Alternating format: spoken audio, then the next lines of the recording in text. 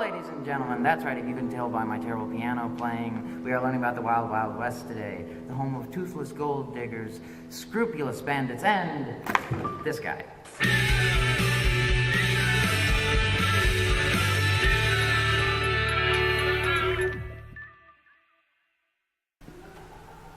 Hi, everybody. I'm Justin Burtett. That was not a real skeleton. And this is Crash Course AP English. I lied a little bit today. We're actually not going to be talking about U.S. history. What's that, Buffalo Bill from the future? Well, don't worry. We're eventually going to get to the actual U.S. history. By the way, I don't think your arm's supposed to bend that way, but that's your problem. So today we're actually going to be talking about E. Cummings' poem, Buffalo Bill's Defunct, which is the follows. Buffalo Bill's Defunct. He used to ride a water-smooth silver stallion and break 1, 2, 3, 4, 5 pigeons just like that. Jesus, he was a handsome man. And what I want to know is, how do you like your blue-eyed boy, Mr. Death? So E. Cummings, who wrote this poem, the dashing man, as you see here, hopefully. Oh, wait. Okay, it's over here. Here, he was born in 1894 in Cambridge, Massachusetts, and he was old enough when World War II broke out to enlist in the ambulance corps, which was probably in his mind a way to avoid seeing the fighting, except to get a lot more broken limbs and blood and guts. This helped him form a view of the world, kind of like the rest of just about everybody that had to do with World War I, that ended up hating the way everything was. And this helped influence poetry later in life. He has only 2 short official marriages and 1 long-term relationship. After the war, he eventually lives in Paris, comes to love it.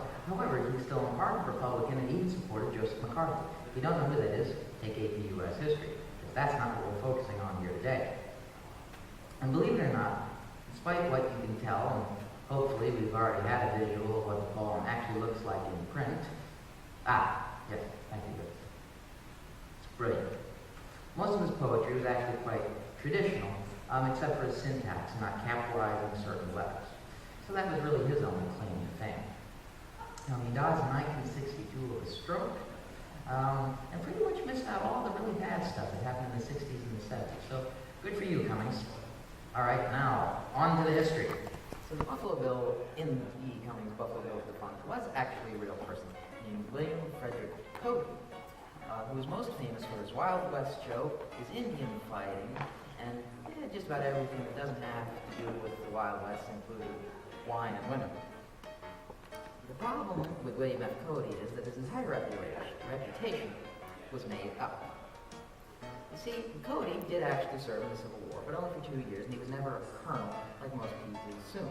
Once he got out into the West, he was a scout, and he was very famous for shooting buffalo, but his reputation was actually made up by 2 pieces of the U.S. political puzzle. One was the U.S. West Army, which after having, massacred a couple of Indian villages, really needed to find somebody who could explain that to the American public in the best way possible.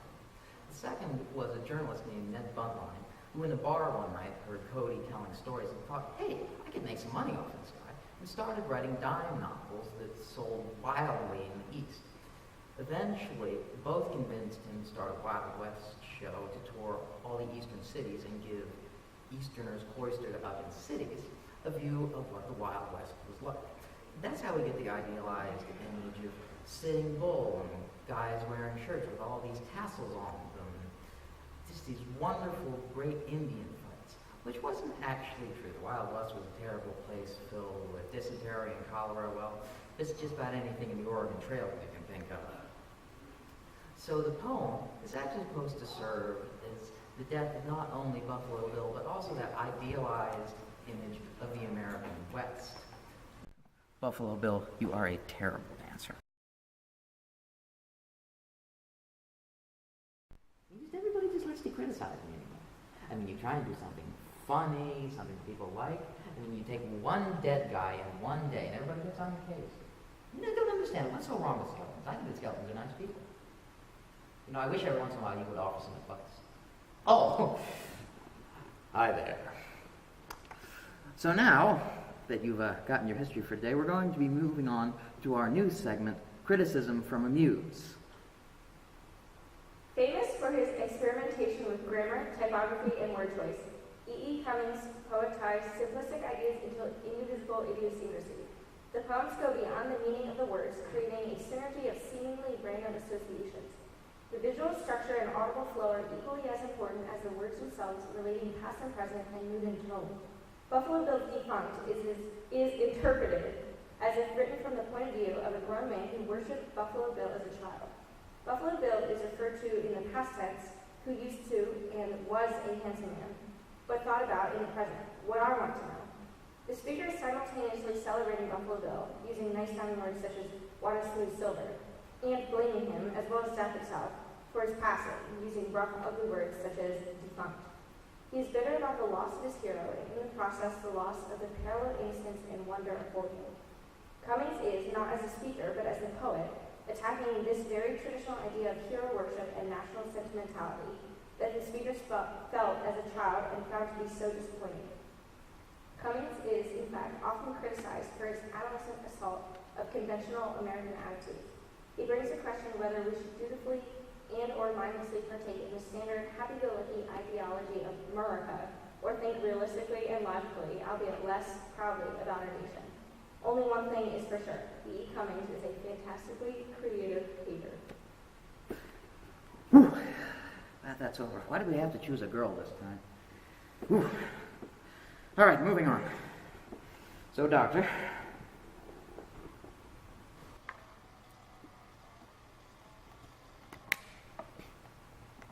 Hi, Mom! So thank you for tuning in to this Crash Course AP English video. We hope you learned something today and weren't too terribly creeped out. Next week we're going to be doing the 1920s and Prohibition, and we've actually gotten the real Al Capone. No, I mean like his actual body. It's totally legal. All right, swing it, Buff Baby.